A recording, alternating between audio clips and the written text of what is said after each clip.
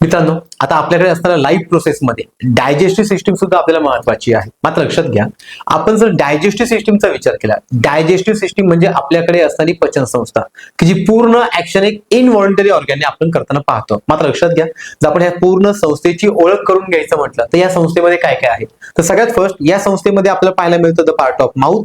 Then mouth पासून सुरुवात होते तर यांचा शेवट आपल्याला ऍनस पर्यंत पाहायला मिळतो. मात्र लक्षात घ्या, माउथ टू ऍनस मध्ये आपल्याला भरपूर ऑर्गॅनचं नेटवर्क पाहायला मिळतं आणि या सगळ्या ऑर्गॅनच्या नेटवर्क पासून आपल्याकडे एक डायजेस्टिव्ह सिस्टीम म्हणजे पचन संस्था पाहायला मिळते. आता यामध्ये लक्षात घ्या, तर आपण माउथचा रोल पाहिला तर माउथ काय करतात, सगळ्यात फर्स्ट आपण घेतलेल्या अन्नाला चेविंग करतात.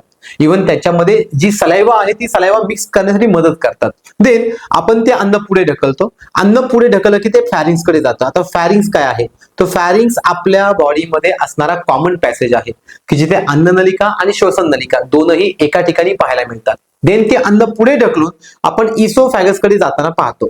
ज्यावेळेस ते अन्न इसोफॅगस कडे जातं ते अन्न इसोफॅगस मधून पुढे ढकललं जातं आणि ढकलून ते जातं स्टमक मध्ये. आता लक्षात घ्या, स्टमक हा पॉइंट फार महत्वाचा आहे, कारण स्टमक मध्ये जवळपास आपण घेतलेलं अन्न 4 ते 5 तास स्टोअर होतं.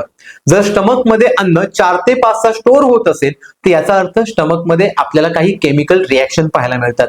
स्टमकलाच आपण जठर म्हणतो की ज्याचा आकार जे शेपचा असतो. मग ज्यावेळेस आपलं अन्न 4 ते 5 तास या ठिकाणी स्टोअर होतं त्यावेळेस 4 ते 5 तासांमध्ये HCl आणि आपल्याकडे असणारा पेप्सिन की ज्याच्यावरती ऑलरेडी आयोगाने प्रश्न विचारलेला आहे. सो हे दोन केमिकल या ठिकाणी पाहायला मिळतात. तिथून पुढे ते अन्न पुन्हा आपल्या छोट्या अन्ननलिकेत जातं की ज्याला आपण स्मॉल इंटेस्टाईन म्हणतो.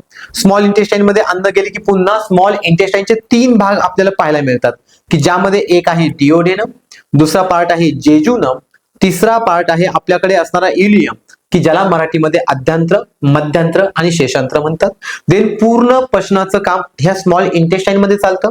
जे उरलेलं अन्न आहे की ज्याला आपण न पचलेलं अन्न म्हणतो ते पुढे लार्ज इंटेस्टाईन कडे पाठवलं जातं आणि लार्ज इंटेस्टाईन मधून ते पुन्हा ऍनस थ्रू बॉडीतून बाहेर रिलीज केलं जातं. मग लक्षात घ्या मित्रांनो, आता आपण थोडक्यात पचन संस्थेची ओळख करून घेतली. पण जर तुम्हाला अशाच प्रकारे डीप मध्ये पचन संस्था किंवा वेगवेगळ्या बायोच्या कन्सेप्ट शिकायच्या असेल तर आपल्या बॅचला तुम्ही जॉईन होऊ शकता की ज्या बॅच मध्ये तुम्हाला प्रत्येक टाईपची कन्सेप्ट एकदम डीप मध्ये शिकवलेली आहे आणि शिकवण्याची पद्धत अशी आहे की एकदा आपण ती कन्सेप्ट पाहिली पुन्हा त्याकडे पाहण्याची गरज पडत नाही. सो तुम्ही नक्कीच या बॅचला जॉईन करू शकता की ज्या बॅचचा तुम्हाला येणाऱ्या पूर्व परीक्षेसाठी इव्हन मुख्य परीक्षेसाठी दोनही परीक्षेसाठी काय होईल तर नक्कीच फायदा होईल.